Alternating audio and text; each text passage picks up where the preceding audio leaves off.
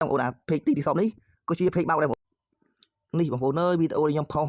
ពីពួក scam online ដែលវាឆាតមកឈរបោកខ្ញុំបាទគឺឃើញថាមានបងប្អូនយើង like comment សៀច្រើនមែនទេបាទគឺបងប្អូនវាផ្ទុះរហូតដល់ 126k បាទហើយថ្ងៃនេះដែរគឺខ្ញុំមានវីដេអូថ្មីមួយហើយបងប្អូនគឺខ្ញុំនឹងបង្ហាញបងប្អូនពីជួនឆបោកមួយទៀតដែរបងប្អូនគឺ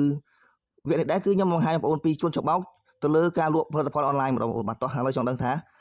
เพจមួយណាដែលជាเพจបោកបងប្អូនហើយចំពោះเพจនេះដែរគឺខ្ញុំធ្លាប់បានផុសម្ដងហើយប៉ុន្តែវាអត់សូវមានអ្នកគ្រប់ត្រូលអត់សូវមានអ្នក like share ដូច្នេះគឺเพจវានៅតែបន្តលក់ធម្មតាបាទតោះឥឡូវនេះគឺខ្ញុំសូមបងប្អូនជួយ like share អាเพจហ្នឹងផងដើម្បីកុំឲ្យបងប្អូនយើងចាញ់បោកផងដែរបងប្អូនបាទតោះឥឡូវเพจនោះគឺមានឈ្មោះថាទីសបងប្អូនបាទតោះឥឡូវយើងចូលមើលសិនបាទតោះយើងចូលមកគឺបងប្អូន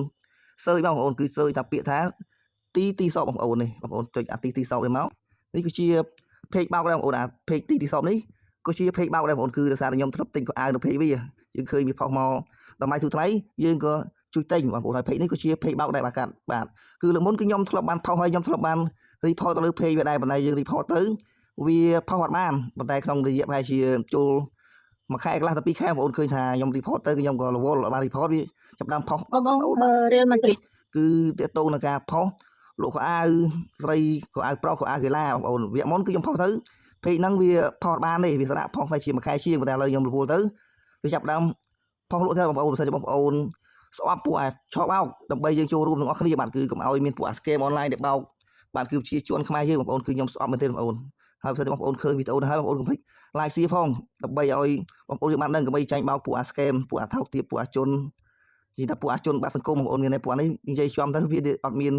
ខួរទេបងប្អូនគឺវាបោកបាទគឺវាបោកខ្មែរគ្នាឯងបាទ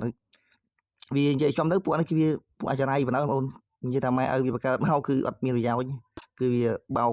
កម្លាំងជាឈាមយើងបងប្អូនបើសិនជាបងប្អូនស្អប់ពួកជនថោកទាបដូច្នេះបងប្អូនកុំភ្លេចចុច like share វីដេអូយើងផងបងប្អូនវីដេអូរបស់ខ្ញុំនេះកុំឲ្យបាទអ្នកដែលអត់ដឹងនេះឃើញវាផុសលក់អាវទូថ្លៃទេចង់ទិញគឺចាញ់បោកវាបងប្អូនបាទតោះវីដេអូនេះក៏មានតែប៉ុណ្្នេះបើសិនបងប្អូនស្អប់ពួកជនឆបោកពួក scam online គឺបងប្អូនកុំភ្លេច share វីដេអូនេះផងបាទគឺអា page ទីសពនេះផងដែរបាទ